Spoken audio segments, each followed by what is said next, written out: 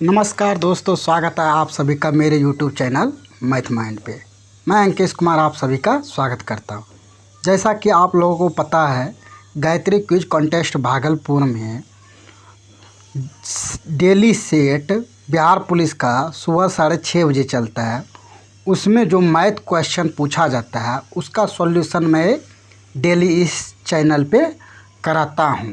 तो आज का जो सेट हुआ था उसमें कुल 9 मैथ के प्रश्न थे। कितने थे?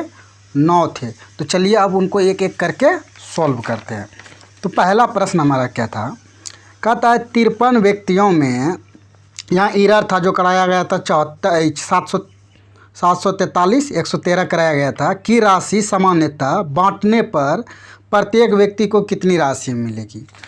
अब देखो इसको सॉल्व करते हैं। बोला है कि इतना राशि है, यानी कितना? इतना राशि है 74 31 13, और इसको कितना में बांटना है? 73 व्यक्ति में बांटना है। तो भाग देते हैं, 53 व्यक्ति में बांटना है तो भाग देते हैं। 53 एका 1 हो गया 53, फिर आया यहाँ घट के 21, यहाँ फिर उतर गया 3 हो गया 213, फिर क्या उतने बार में 4 बार में खाया 212, उतरा 1, इधर कट गया फिर 1, फिर नहीं खाएगा तो यहाँ से 0 दे के क्या उतार दिए 1, हो गया 11, फिर नहीं खाया तो 0 से 111, फिर कितने बार में खाया? 2 बार में, आ गया 5, फिर उतरा 3, हो गया 53। अब कितने बार में? 1 बार में 53, यानी कि कितना हो जाएगा? 14 0 21। भाग देने पे यही आंसर आएगा। अब देखते हैं 2 नंबर क्वेश्चन। क्या है 2 नंबर क्वेश्चन? 2 नंबर क्वेश्चन कहता है राधा ने अपनी मासिक आय के 14% अर्थात 3675 रुपया का म्यूचुअल फंड में निवेश किया है, तो उसकी मासिक आय कितनी है? 23,700, 28,450, 26,250 या 25,950। तो चलिए इसको सॉल्व करते हैं। 2 नंबर में क्या बोल रहा है कि राधा जो है ना, राधा अपनी आय का 14%, कितना? 14% निवेश करता है। 14% का फ्रैक्शन तोड़ेंगे तो क्या हो जाएगा? 7/50 हो जाएगा, क्योंकि ये 2 से कटेंगे, 2 से 14, 2 से 14, 2 से 50, ये इतना। अब कहता है इतना, यानी कि अगर 50 उसका इनकम है, मासिक इनकम, उसमें से 7 उसने क्या क्या म्यूचुअल फंड में कर दिया। लेकिन ये यूनिट अगर हम देखेंगे 7 कर रहे हैं, लेकिन रुपया में कितना कर रहे हैं? तो 3600, कितना है? 3675। तो यहाँ से हम लोग 1 यूनिट का भुलाते हैं, तो 1 से भाग दो, 7 5 35, 1 7 दूना 14, 3 5 7 5 35। तो 1 यूनिट का वैल्यू कितना आ गया? 525। इसलिए हमको कितना यूनिट का चाहिए? तो 50 यूनिट का निकालना है। तो 50 से इसको गुना कर देते हैं, 0 0 25 5 यानी 5 25, हाथ रहल 2, 5 दूना 10 2 12, हाथ में रहल 1, 5 25 1 26, 26,250 रुपया उसका मासिक आय हो गया आंसर। अब देखते हैं 3 नंबर प्रश्न। 3 नंबर प्रश्न क्या कहता है? एक संख्या के वर्ग में 22 का स्क्वायर जोड़ने पर उत्तर 2333 आता है, तो यह संख्या है 1849, 33, 1089 या 43। तो चलिए सॉल्व करते हैं। प्रश्न में बोला है कि एक संख्या, मान लेते हैं संख्या x है, तो कहता है इसके वर्ग में कितना जोड़ेंगे? तो 22 का स्क्वायर जोड़ने पर कितना आ जाता है? 2333 आ जाता है। तो हमको संख्या बताइए। तो अब देखो ये x स्क्वायर हो जाएगा, 22 का स्क्वायर कितना होता है? 484 होता है, ये हो जाएगा 2333, तो हो जाएगा x स्क्वायर। अब x स्क्वायर बराबर ये इधर प्लस है तो वो साइड जाएगा तो माइनस, 2334 माइनस हो जाएगा 484 आपका। तो x स्क्वायर का यहाँ से वैल्यू निकल जाएगा, यहाँ 2333 है। तो 1 दाएँ 10 3 13, 13 में 4 जाएगा तो 9, और फिर हो जाएगा 1 दाएँ 10 2 12, 12 में 8 गया तो 4, फिर 1 यहाँ बचेगा, 1 दाएँ 10 2 12, 12 में 4 गया 8, और 1 टोटल कितना हो गया? 1849। अब यह किसका वर्ग है? तो वर्ग निकालने का भी यहाँ से ट्रिक बता देते हैं। किसी का भी वर्गमूल निकालना हो ना, तो उसको पहले 2 अंक से भाग दे देना है ऐसे। अब इसका यूनिट डिजिट कितना है 9, तो यह 3 का स्क्वायर हो सकता है इकाई अंक में, या 7 का स्क्वायर हो सकता है, इन्हीं दोनों में से कौन हो जाएगा। अब ये वाला जो नंबर है ना पहले वाला, इसको चेक करना किसके किसके स्क्वायर के बीच में है। तो हम जानते हैं ये किसके स्क्वायर, 3 का स्क्वायर नहीं, 4 का स्क्वायर 16 और 5 का स्क्वायर 25, 25 के बीच में है, तो इसके बीच में है, 4 और 5 के स्क्वायर के बीच में है। तो यहाँ से हमेशा क्या ले लेना है, 4 ले लेना। अब इधर में 3 आएगा कि 7 आएगा, ये कैसे जाने सर। तो ये देखो 4 और 5 के बीच में है, तो इन दोनों को गुना कर दो, 4 5 हो गया कितना 20। अब देखना है ये जो पहले वाला संख्या है 20 से बड़ा है कि छोटा है। देखो 20 से छोटा है 18, 18 20 से छोटा है, इसलिए यहाँ छोटा वाला अंक आ जाएगा। तो छोटा वाला अंक कितना है 3, इसलिए हमारा आंसर हो जाएगा 43। तो अगला प्रश्न देखते हैं। अगला प्रश्न 4 कहता है x + 1/x = 2 हो तो x - 1/x का मान होगा 0 1 2 3। तो चलिए इसको सॉल्व करते हैं। दोस्तों इस प्रश्न को सॉल्व करने के 2 तरीके हैं। एक तो है कि डायरेक्ट आप मान के सॉल्व कर सकते हैं, दूसरा प्रोसेस। सबसे पहले मैं प्रोसेस से बता देता हूँ, फिर आपको मान के बताऊंगा। अगर प्रोसेस क्या कहता है रूल, अगर x + 1/x = a हो, मान लेते हैं क्या हो a हो, तो ये सूत्र होता है। तो x - 1/x बराबर सूत्र होता है √a² - 4, ये सूत्र होता है। अगर प्लस का मान दे दे और माइनस का पूछे तो ये सूत्र होता है। तो इस पे मान रखते हैं। तो हम जानते हैं यहाँ a के मान कितना दे दिया है 2 दिया है, तो √2 का स्क्वायर -4, तो कितना हो जाएगा 4 - 4, यानी कि 4 में 4 चल जाएगा 0, तो आंसर हो जाएगा 0। अब इसका ट्रिक पे क्या करें, तो हमको दिया है x + 1/x = 2। तो अब यहाँ से सोच लेना है कि x का मान क्या रखेंगे 2। तो यहाँ देखो अगर x का मान 1 रखेंगे तो 1 + 1/1 = 2, तो 1 + 1 = 2, तो हो जाएगा 2 = 2, यानी कि मान सेटिस्फाइड कर रहा है। तो इसलिए हमारा यहाँ भी हो जाएगा x - 1/x, यानी कि 1 - 1 = 0 आ जाएगा, 0 आंसर। ये आपका हो गया। अगला प्रश्न देखते हैं। अगला प्रश्न 5 नंबर क्या कहता है कि 400 लीटर दूध तथा पानी के मिश्रण में 10% पानी है। कितना है 10% पानी है। मिश्रण में 80 लीटर दूध डाल दिया जाए तो मिश्रण में पानी का प्रतिशत क्या होगा। 6.1/4%, 8 सही 1/3%, 12 सही 1/2%, 16%। चलिए इसको सॉल्व करते हैं। कितना नंबर प्रश्न है हमारा 5 नंबर। देखिए पहले दिया है कितना 400 लीटर मिश्रण है, ये क्या है मिक्सचर है। इसमें दूध कितना मिला रहे हैं, दूध मिला रहे हैं मिल्क, यानी कि ये मिक्सचर हो गया। इसमें दूध मिला रहे हैं 80 लीटर, कितना हो गया 80 लीटर। तो टोटल कितना हो गया 480। टोटल मिश्रण हमारा कितना हो गया 480। इसमें पानी का परसेंट पूछा है, तो 10% पानी, 40 का 10% निकाल लेंगे तो ये 2 0 2 0 कट जाएगा, कितना आ जाएगा 40 लीटर पानी है। पानी को तो बढ़ाया नहीं, जितना पहले था उतना ही है।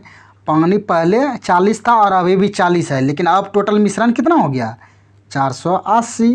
तो किस पे करेंगे 100 पे। 1 0 1 0, 4 से हो जाएगा 12, तो ये हो जाएगा 100 में अगर भाग देंगे 12 से तो 12 8 96, बचेगा 4/12, 4 1 1, 4 3 12, यानी कि 8 सही 1/3% हमारा आ गया उत्तर। अब चलिए अगला प्रश्न करते हैं। अगला प्रश्न कितना नंबर है हमारा है 6 नंबर। 6 नंबर कहता है यदि किसी निश्चित समय में 4.5% वार्षिक ब्याज की दर से 1200 रुपये का SI और SI 1800 रुपये के SI से 135 कम है तो समय ज्ञात कीजिए। क्या करना है समय ज्ञात। पहला ऑप्शन है 2 वर्ष, 4 वर्ष, 5 वर्ष, 3.5 वर्ष। तो चलिए इसको सॉल्व करते हैं। सबसे पहले इसमें दिया है जो उसको ध्यान में रखते हैं। दिया हमको क्या है 2 राशि दिया है। पहले दिया है 1200, फिर दूसरा है 1800 रुपया। अब इन दोनों के लिए रेट हमारा कितना परसेंट दिया है, तो रेट दे दिया है 4.5% प्रति वर्ष की दर से। अब और डिफरेंस दे दिया है, दोनों के ब्याज का अंतर कितना दे दिया है हमको 135 रुपया। अब ध्यान से देखना, अगर ये 1200 है, यह भी रुपया 1200 ही होता, ये 1200 प्लस 600 लिखेंगे तो कोई दिक्कत नहीं।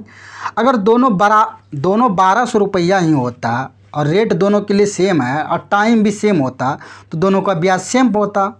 लेकिन यहाँ कितना है, इससे 600 अधिक है, या इससे मान लेते हैं 600 कम है, क्योंकि ये 600 कम है तो 600 कम का मिलेगा उसको ब्याज, ये 600 हो गया। अब कितना परसेंट ले, तो अगर ऑप्शन ए मान लेते हैं कि 2 वर्ष हो तो 2 वर्ष का रेट कितना हो जाएगा, 1 वर्ष का 4.5%, 2 वर्ष का 9%। अगर 9% निकालेंगे तो ये हो गया परसेंट, ये गया 9 छा की 54। क्या 54 रुपया डिफरेंस दिया है? नहीं, क्योंकि ये डिफरेंस का मूल्य का निकाल रहे हैं तो ये ऑप्शन नहीं हो सकता है 2 वर्ष। अगला ऑप्शन क्या है हमारा, 4 वर्ष है। कितना है, 4 वर्ष। अब देखो 4 वर्ष का SI कितना हो जाएगा, तो 4.5 गुना अगर 4 करेंगे तो ये आ जाएगा 4 चौके 16, यानी कि 18% आ जाएगा रेट। कितना हो जाएगा, 18%। उसी प्रकार से अंतर कितना है, 600 का 18% क्या करेंगे अगर निकालते हैं तो देखो ये 0 0 18 छा का 72, 78 से 18 छा का 78 से होगा, ये भी नहीं हो सकता है। अब अगला देखते हैं 3 नंबर। अगर 5 वर्ष हो तो 4.5 की दर से, अगर 4.5 की दर से 5 से गुना करेंगे तो कितना आ जाएगा, 22.5% हमारा रेट हो जाएगा, यानी कि ब्याज हो जाएगा। अब 650 का कितना निकाल देते हैं, 22.5%, तो ये हो जाएगा 100, ये पॉइंट गया 10, 25 नमा 25 चौके 1 0 1 0, 4 से 15, तो 15 गुना 9 कितना हो जाएगा, 135। अब देखो 135 ही कम बोला है, तो यानी कि ये सवाल हमारा सही होगा। इसे प्रोसेस से भी बना सकते हैं। अगर प्रोसेस से बनाना होगा तो क्या करेंगे, तो सब ऑप्शन को आपको चेक ही करना होगा, उसके सिवाय कोई दूसरा ऑप्शन नहीं है, आपको मान रखना ही पड़ेगा। तो चलिए अब अगला देखते हैं। अगला प्रश्न है हमारा 7 नंबर। 7 नंबर क्या कहता है, x² प्लस kx प्लस 12 का गुणांक x प्लस 3 है तो k किसके बराबर है, 4 के बराबर, 5 के बराबर, 6 के बराबर, 7 के बराबर। तो चलिए इसको सॉल्व करते हैं। प्रश्न था हमारा 7 नंबर। अब देखो ये दे दिया हमारा समान रहेगा x² प्लस kx प्लस 12, यह कहता है फैक्टर है, फैक्टर मतलब गुणक है, मतलब x प्लस 3 से भाज्य है। तो किसी से भी भाज्य होगा ना, तो कहने का मतलब इसके बराबर 0 कर देना, तो x बराबर हो जाएगा -3। तो अब जो -3 का मान इसमें रख देना है, क्योंकि अगर इससे पूरा भाग लगेगा तो कहने का मतलब यहाँ रिमाइंडर 0 होगा। तो अगर इसके जगह -3 रखेंगे तो -3 का स्क्वायर प्लस k गुना -3 प्लस 12 = 0। तो 3 का स्क्वायर 9 प्लस माइनस -3k बराबर 12 = 0। तो हो जाएगा 12 9 कितना हो जाएगा, 21। ये प्लस में इधर वो ले जाएंगे उधर तो बराबर प्लस में हो जाएगा, माइनस में था उधर प्लस, 3 7 21, इसलिए के का मान कितना हो गया, 7 हो गया। आपका आंसर आ जाएगा 7। अब अगला प्रश्न है हमारा 8 नंबर। कितना है, 8 नंबर। 8 नंबर प्रश्न कहता है वर्तमान में राजीव की आयु तथा मुकेश की आयु का अंतर कितना है, 6 वर्ष है। 4 वर्ष बाद दोनों की आयु का अनुपात कितना हो जाता है, 3:4 होगा। तो मुकेश की वर्तमान आयु क्या होगी, 15 वर्ष, 18 वर्ष, 20 वर्ष, 24 वर्ष। तो चलिए इसको सॉल्व करते हैं। तो हमारा है 8 नंबर प्रश्न। 8 नंबर में प्रश्न में दिया है अंतर, यानी कि अंतर कितना दे दिया है, 6 वर्ष। किसके किसका अंतर दे दिया है, तो राजीव की आयु का और मुकेश की आयु का। अब कहता है कि इसका 4 वर्ष बाद जो है ना रेशियो कितना है, तो 3:4 है। तो अब देखो 4 वर्ष के बाद यानी कि वर्तमान के 4 वर्ष के बाद रेशियो इतना है, तो रेशियो का अंतर कितना है, 1 का। यह बात हमेशा याद रखना कि 2 व्यक्ति के उम्र का जो अनुपात है, उम्र का जो अंतर है वह हमेशा बराबर होता है। चाहे 4 वर्ष पहले पूछे, चाहे 4 वर्ष बाद पूछे, या कभी भी पूछे, तो दोनों के आयु का अंतर सेम होता है हमेशा। अगर 4 वर्ष बाद अनुपात में आयु का अंतर 1 है, लेकिन वह बोला है ऐसे अंतर कितना है 6 वर्ष का, यानी कि एक का मान कितना हो गया 6, तो ये कितना हो जाएगा 6 तिहाई 18 वर्ष, और ये हो जाएगा 6 चौके 6 से गुना करेंगे तो 24 वर्ष। अब ये जो उम्र है दोस्त 4 साल बाद का उम्र है, तो 4 साल पहले उम्र क्या होगा, तो इसमें 4 साल माइनस करेंगे, अगर इसमें 4 साल माइनस करेंगे तो कितना वर्ष हो जाएगा 20 वर्ष। मुकेश का पूछा है इसलिए मुकेश का हो जाएगा वर्तमान आयु 20 वर्ष। अब अगला प्रश्न देखते हैं 9 नंबर, जो कि आज के सेट का लास्ट प्रश्न है। कहता है यदि 25 वस्तु का सीपी 20 वस्तु के विक्रय मूल्य यानी कि एसपी के बराबर है तो विक्रेता को कितना % लाभ होगा, 20%, 25%, 15%, 22.5%। तो चलिए इसको सॉल्व करते हैं। सबसे पहले जैसे दिया है कहता है 25 वस्तु का क्रय मूल्य यानी कि सीपी 20 वस्तु के एसपी के बराबर है, यहाँ से रेशियो निकाल लीजिएगा 25 5 चौके 20, ये हो गया। इधर सीपी है तो सीपी ला लेते हैं, इधर से एसपी को इधर ला लेते हैं तो वो उधर गुणों में इधर आएगा तो भाग, यहाँ 4 पहले से तो 4 दे दिए, यहाँ सीपी के साथ 5 गुणों में है, इसे इधर भागेंगे तो भाग में हो जाएगा। अब देखो क्या निकालना है लाभ, यहाँ देखो 4 में कोई चीज़ खरीद लिए हैं और 5 में बेच लिए, कितना का लाभ हो गया सर 1 का लाभ हो गया।